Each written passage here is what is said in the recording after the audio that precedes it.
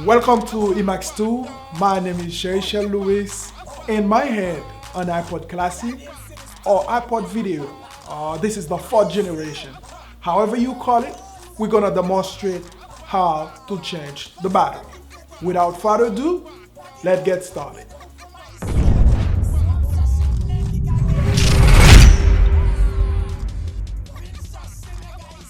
Welcome back to Emax Tube. As you can see, I have an iPod Video, iPod Classic on my hands, and we're just gonna go and change the battery. The tools you're gonna need, it's a small flat screwdriver or the soft plastic tools. They usually sell them with the battery, and the battery only costs about $7. You have to score between the silver part and the white part. If your iPod is white, if it's black, you have to find a way to score between the white part and the silver part on the bottom. That is the way you can open the iPod.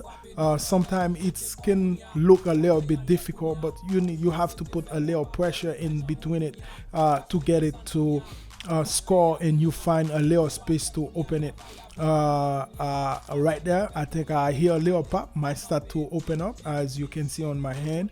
And we're gonna try to keep on prime all around the iPod to get it right. And I forgot to tell you, if you're not changing the battery, you're changing the motherboard, you need to put your iPod on hold so you do not damage anything inside of the iPod. We're gonna keep on priming on top right now so we can get that iPod to open, so we can go ahead and change the battery. So it's can become to look a little bit hard for it to open.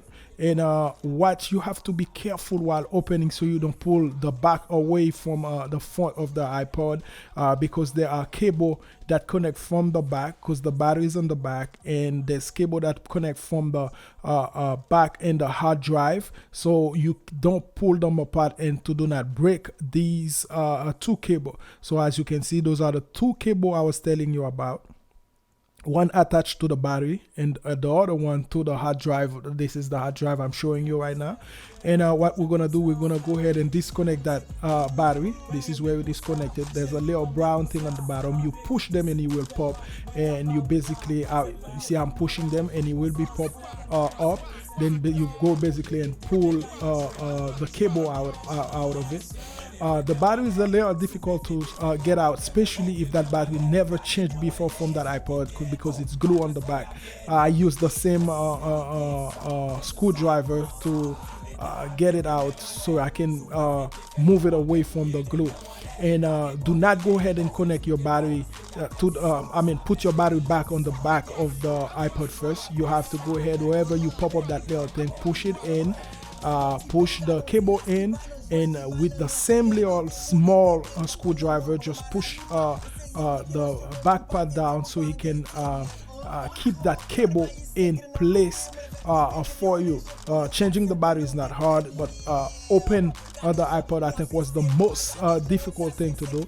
And now what we're gonna go ahead and do is basically turn the iPod on to make sure that what we do is successful. As you can see, we have our Apple sign basically telling us that okay, this battery is working. We're just gonna go ahead now and put the battery back into the back pocket and close that iPod. And one thing that is important to watch out when you're closing that iPod, so you do not close the cable on the corner of either side or the bottom part of it. So make sure this cable stay in the middle of the iPod, and so you can go ahead and close it the proper way.